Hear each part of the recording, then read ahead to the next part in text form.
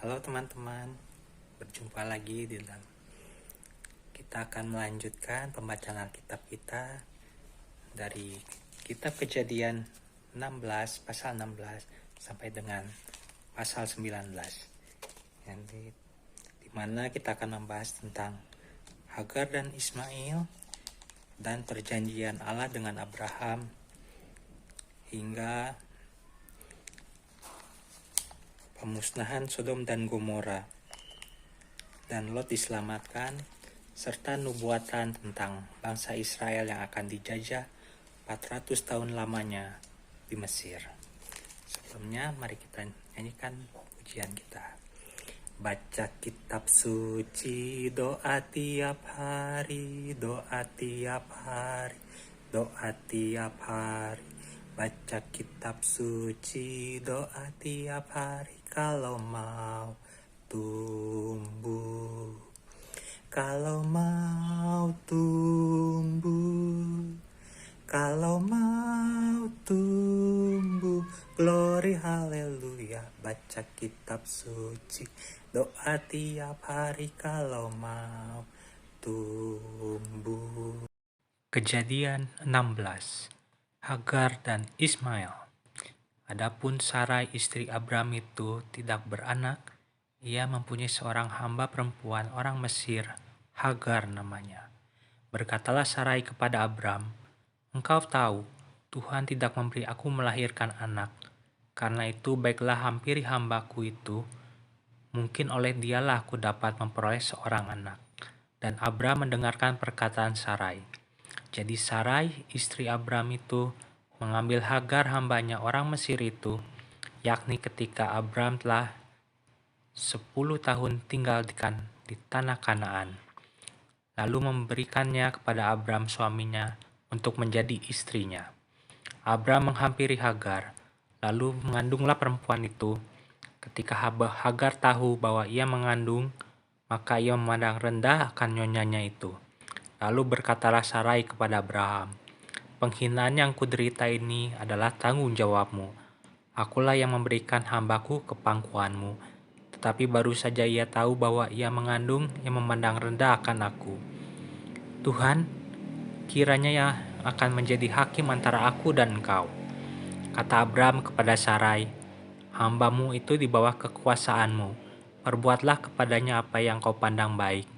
Lalu Sarai menindas Hagar sehingga ia lari meninggalkannya. Lalu malaikat Tuhan menjumpainya dekat suatu mata air di padang gurun, yakni dekat mata air di jalan ke Syur. Katanya, "Hagar, hamba Sarai, dari manakah datangmu dan kemanakah pergimu?" Jawabnya, "Aku lari meninggalkan Sarai nyonyaku." Lalu kata malaikat Tuhan itu kepadanya, "Kembalilah kepada nyonyamu, biarkanlah engkau ditindas di bawah kekuasaannya." Lagi kata malaikat Tuhan itu kepadanya, "Aku akan membuat sangat banyak keturunanmu, sehingga tidak dapat dihitung karena banyaknya." Selanjutnya kata malaikat Tuhan itu kepadanya, "Engkau mengandung dan akan melahirkan seorang anak laki-laki dan akan menamainya Ismail. Sebab Tuhan telah mendengar tentang penindasan atasmu itu. Seorang laki-laki yang lakunya seperti keledai liar, demikianlah nanti anak itu. Tangannya akan melawan tiap-tiap orang, dan tangan tiap-tiap orang akan melawan dia, dan di tempat kediamannya ia akan menentang semua saudaranya." Kemudian Hagar menamakan Tuhan yang telah berfirman kepadanya itu dengan sebutan, "Engkaulah El Roi." Sebab katanya, "Bukankah di sini kulihat dia yang telah melihat aku?" Sebab itu sumur tadi disebutkan orang Sumur Lahai Roi. Letaknya antara Kades dan Beret. Lalu Hagar melahirkan seorang anak laki-laki bagi Abram, dan Abram menamai anak yang dilahirkan Hagar itu Ismail. Abram berumur 86 tahun ketika Hagar melahirkan Ismail baginya. Kejadian 17. Sunat sebagai tanda perjanjian Allah dengan Abraham. Ketika Abram berumur 99 tahun, maka Tuhan menampakkan diri kepada Abram dan berfirman kepadanya, Akulah Allah yang Maha Kuasa, hiduplah di hadapanku dengan tidak bercela. Aku akan mengadakan perjanjian antara aku dan engkau, dan aku akan membuat engkau sangat banyak. Lalu sujudlah Abram, dan Allah berfirman kepadanya, dari pihakku, inilah perjanjianku dengan engkau. Engkau akan menjadi bapa sejumlah bangsa besar. Karena itu namamu bukan lagi Abram, melainkan Abraham. Karena engkau telah kutetapkan menjadi bapa sejumlah bangsa besar. Aku akan membuat engkau beranak cucu sangat banyak. Engkau akan kubuat menjadi bangsa-bangsa dan daripadamu akan berasal raja-raja. Aku akan mengadakan perjanjian antara aku dan engkau, serta keturunanmu, turun-temurun menjadi perjanjian yang kekal, supaya aku menjadi Allahmu dan Allah keturunanmu. Kepadamu dan kepada keturunanmu akan kuberikan negeri ini yang kau diami sebagai orang asing, yakni seluruh tanah Kanaan akan kuberikan menjadi milikmu untuk selama-lamanya, dan aku akan menjadi Allah mereka. Lalu firman Allah kepada Abraham, dari pihakmu engkau harus memegang perjanjianku, engkau dan keturunanmu turun-temurun. Inilah perjanjianku yang harus kamu pegang, perjanjian antara aku dan kamu, serta keturunanmu, yaitu setiap laki-laki di antara kamu harus disunat. Haruslah dikerat kulit katanmu, dan itulah yang akan menjadi tanda perjanjian antara aku dan kamu. Anak yang berumur 8 hari haruslah disunat, yakni setiap laki-laki di antara kamu turun-temurun, baik yang lahir di rumahmu maupun yang dibeli dengan uang dari salah seorang asing, tetapi tidak termasuk keturunanmu. Orang yang lahir di rumahmu dan orang yang engkau beli dengan uang harus disunat. Maka dalam dagingmu lah perjanjianku itu menjadi perjanjian yang kekal. Dan orang yang tidak disunat, yakni laki-laki yang tidak dikerat kulit katannya, maka orang itu harus dilenyapkan dari antara orang-orang sebangsanya. Ia telah mengingkari perjanjianku. Selanjutnya Allah berfirman kepada Abraham, tentang istrimu Sarai, janganlah engkau menyebut dia lagi Sarai, tetapi Sara. Itulah namanya. Aku akan memberkatinya, dan daripadanya juga aku akan memberikan kepadamu seorang anak laki-laki. Bahkan aku akan memberkatinya sehingga ia menjadi ibu bangsa-bangsa, raja-raja, bangsa-bangsa akan lahir daripadanya. Lalu tertunduklah Abraham dan tertawa serta berkata dalam hatinya, mungkinkah bagi seorang yang berumur 100 tahun dilahirkan seorang anak, dan mungkinkah Sarah yang telah berumur 90 tahun itu melahirkan seorang anak? Dan Abraham berkata kepada Allah, sekiranya Ismail diperkenankan hidup di hadapanmu. Tetapi Allah berfirman, tidak, melainkan istrimu Sarahlah yang akan melahirkan anak laki-laki bagimu, dan engkau akan menamai dia Ishak. Dan aku akan mengadakan perjanjianku dengan dia menjadi perjanjian yang kekal untuk keturunannya. Tentang Ismail aku telah mendengarkan permintaanmu, ia akan kuberkati, kubuat beranak cucu dan sangat banyak. Ia akan memperanakan 12 raja, dan aku akan membuatnya menjadi bangsa yang besar. Tetapi perjanjianku akan kuadakan dengan Ishak yang dilahirkan Sarah bagimu. Tahun yang akan datang pada waktu seperti ini juga, setelah selesai berfirman kepada Abraham, naiklah Allah meninggalkan Abraham. Setelah itu Abraham memanggil Ismail anaknya dan semua orang yang lahir di rumahnya, juga semua orang yang dibelinya dengan uang, yakni setiap laki-laki dari isi rumahnya, lalu ia mengerat kulit katan mereka pada hari itu juga, seperti yang telah difirmankan Allah kepadanya. Abraham berumur 99 tahun ketika ia dikerat kulit katannya, dan Ismail anaknya berumur 13 tahun ketika dikerat kulit katannya. Pada hari itu juga Abraham dan Ismail anaknya disunat, dan semua orang dari isi rumah Abraham, baik yang lahir di rumahnya maupun yang dibeli dengan uang dari orang asing, disunat bersama-sama dengan dia. Kejadian 18. Allah mengulangi menjanjikan seorang anak laki-laki kepada Abraham. Kemudian Tuhan menampakkan diri kepada Abraham dekat pohon terbatin di Mamre. Sedang ia duduk di pintu kemahnya waktu hari panas terik.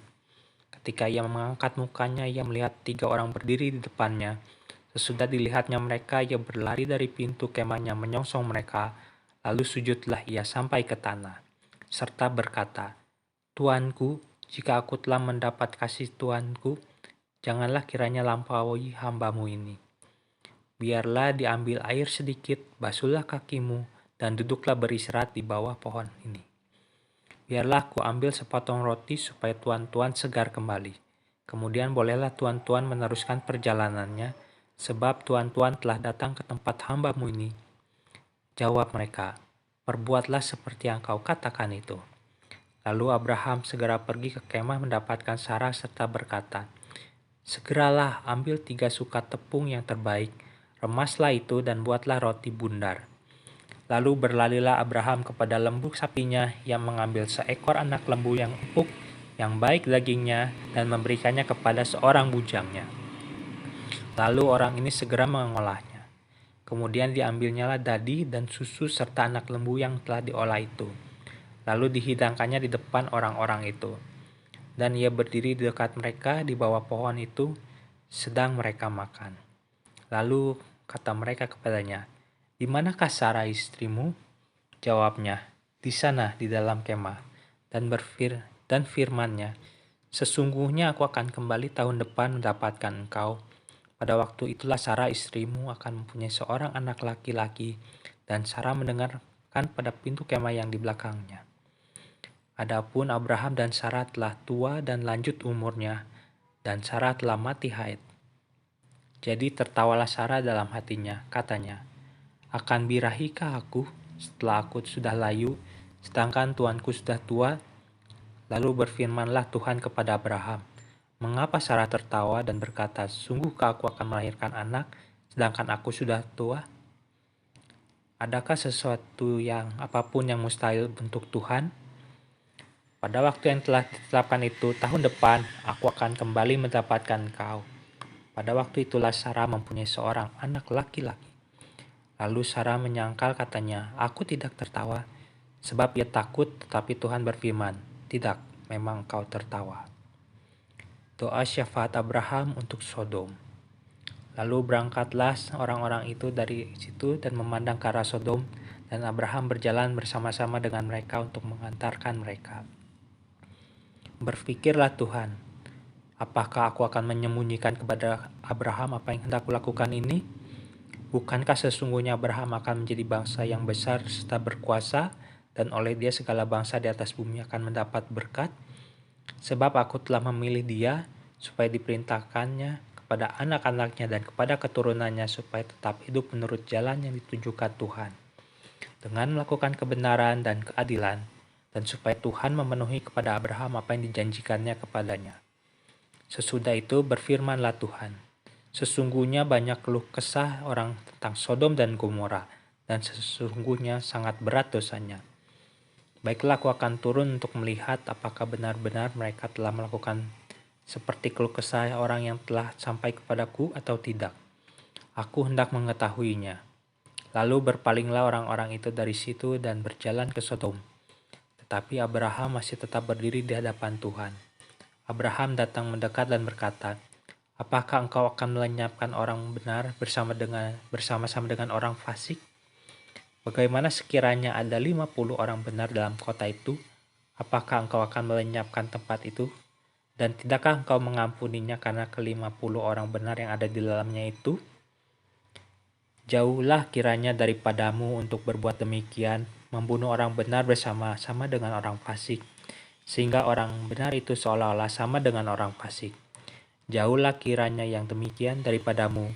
Masakan hakim segenap bumi tidak menghukum dengan adil? Lah, Tuhan berfirman, "Jika ku dapati 50 orang benar dalam kota Sodom, aku akan mengampuni seluruh tempat itu karena mereka." Abraham menyaut, "Sesungguhnya aku telah memberanikan diri berkata kepada Tuhan walaupun aku debu dan abu.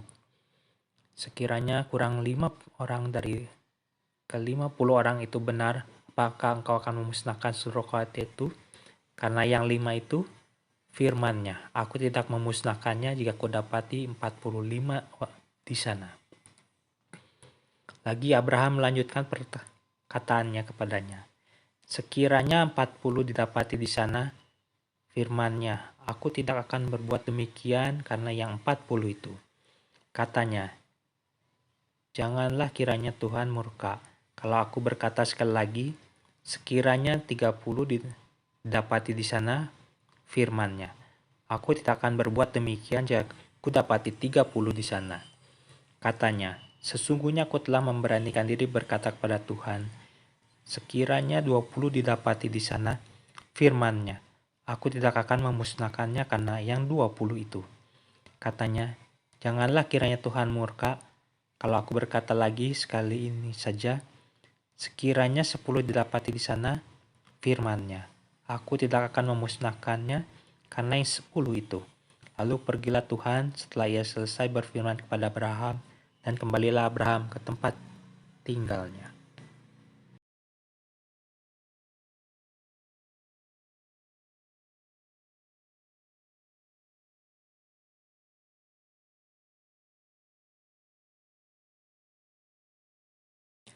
Kejadian 19.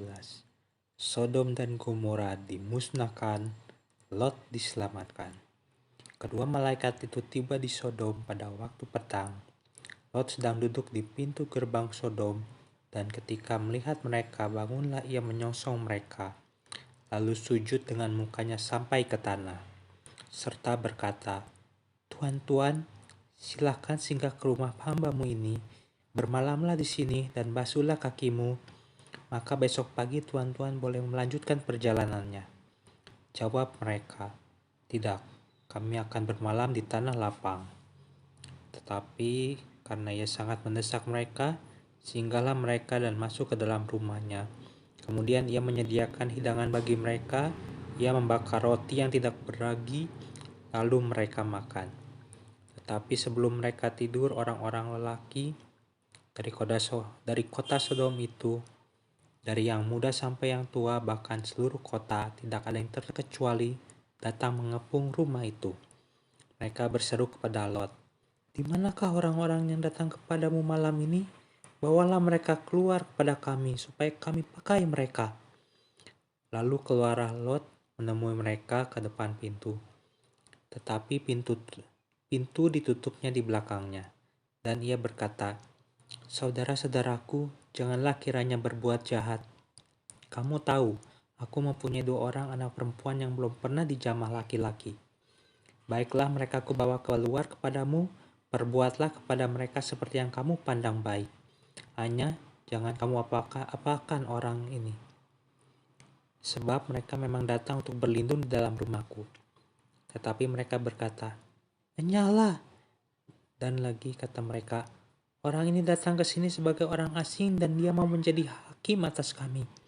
Sekarang kami akan menganiaya kamu lebih daripada kedua orang itu. Lalu mereka mendesak orang itu, yaitu Lot, dengan keras, dan mereka mendekat untuk mendobrak pintu. Tetapi kedua orang itu mengulurkan tangannya menarik Lot masuk ke dalam rumahnya, lalu menutup pintu. Dan mereka membutakan mata orang-orang yang ada di depan pintu rumah itu, dari yang kecil sampai yang besar, sehingga percumalah orang-orang itu mencari-cari pintu. Lalu kedua orang itu berkata kepada Lot, siapakah kaummu yang ada di sini lagi? Menantu atau anakmu laki-laki, anakmu perempuan, atau siapa saja kaummu di kota ini? Bawalah mereka keluar dari tempat ini. Sebab kami akan memusnahkan tempat ini, karena banyak keluh kesah orang tentang kota ini di hadapan Tuhan. Sebab itulah Tuhan mengutus kami untuk memusnahkannya. Keluarlah Lot, lalu berbicara dengan kedua bakal menantunya yang akan kawin dengan kedua anak perempuannya. Katanya, bangunlah, keluarlah dari tempat ini, sebab Tuhan akan memusnahkan kota ini. Tetapi ia dipandang oleh kedua bakal mantunya itu sebagai orang yang berolok-olok saja. Ketika fajar telah menyingsing, kedua malaikat itu mendesak Lot supaya bersegera. Katanya, bangunlah, bawalah istrimu dan kedua anakmu yang ada di sini, supaya engkau jangan mati lenyap karena kedurjanaan kota ini.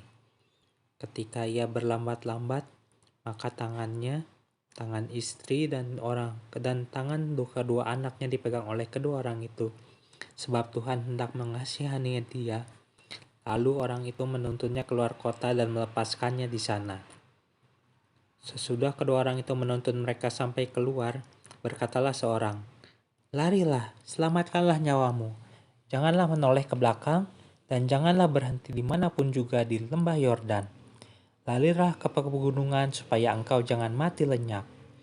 Kata Lot kepada mereka, "Janganlah kiranya demikian, tuanku. Sesungguhnya hamba-Mu ini telah dikaruniai belas kasihan di hadapan-Mu, dan tuanku telah berbuat kemurahan besar kepadaku dengan memelihara hidupku.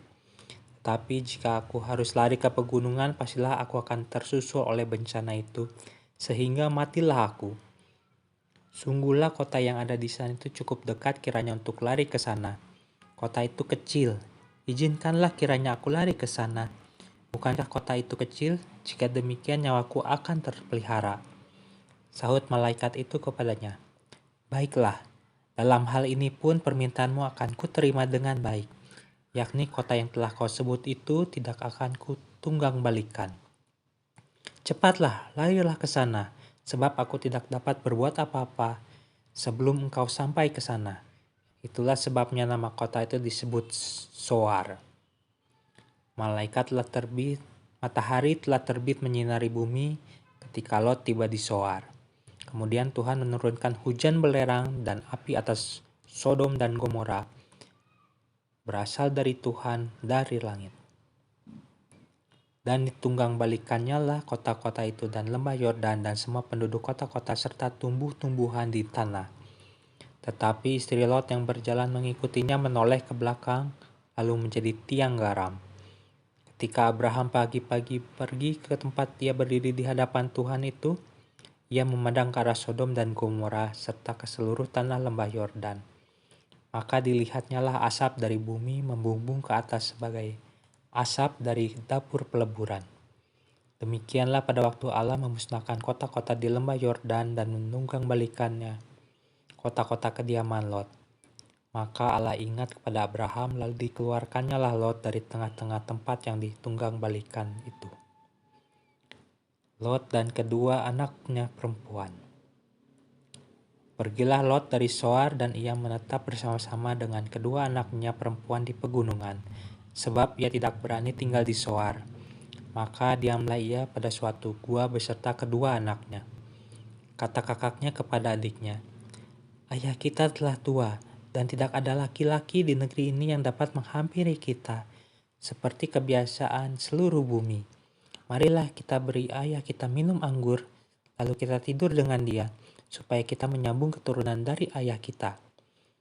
Pada malam itu mereka memberi ayah mereka minum anggur, lalu masuklah yang lebih tua untuk tidur dengan ayahnya.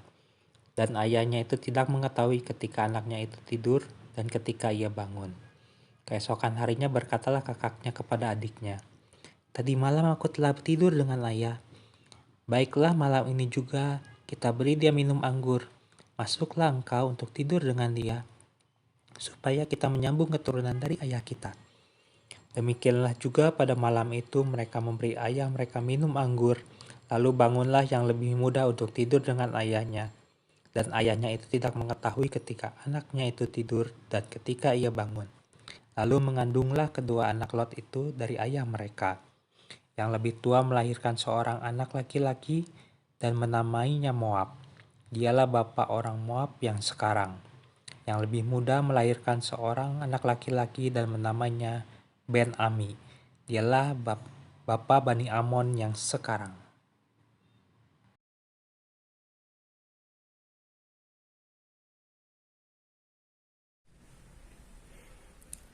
Demikianlah tadi pembacaan kita dari kitab Kejadian pasal yang ke-16 sampai dengan ke-19, di mana kita sudah melihat bagaimana Tuhan menghancurkan kota Sodom dan Gomora, dan kita sudah melihat nubuatan Tuhan tentang bagi Abraham yang akan mempunyai anak cucu yang tidak terhitung banyaknya.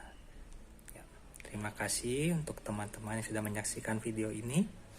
Ketik tombol like-nya jika teman-teman suka, dan juga teman-teman boleh share video ini agar semakin banyak orang yang mengenal tentang kebenaran dari Alkitab ini. Buat teman-teman yang sudah subscribe, saya ucapkan terima kasih. Untuk yang belum subscribe, mohon supportnya, boleh subscribe dan juga nyalakan lonceng notifikasinya. Buat teman-teman juga yang mempunyai saran, masukan, kritik, ataupun punya keinginan atau request, teman-teman boleh ketik di kolom komentar di bawah. Terima kasih, Tuhan Yesus memberkati. Sampai jumpa di video yang akan datang.